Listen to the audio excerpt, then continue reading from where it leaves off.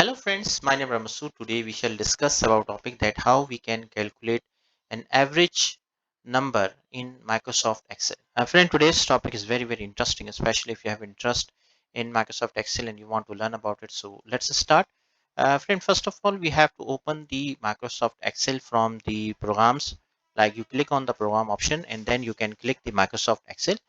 Then here you can enter few numbers. For example, just for example, I'm entering few numbers here so that you can see the actual scenario that how we can calculate the average value.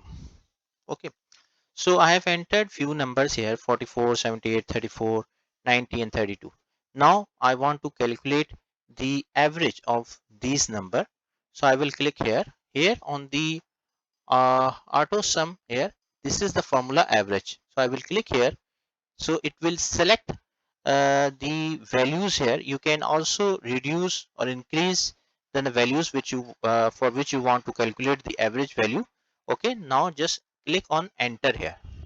Okay, so it will tell you that 55.6 is the average value. You can see 44, 78, 34, 90, 32.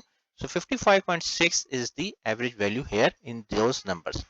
So friend, thank you, thanks a lot for watching the video. I hope that you like this video. It's a very simple formula, a simple calculation, a simple function in Microsoft Excel to calculate the average value in numbers. So friend, thank you, thanks a lot for watching the video. Thank you.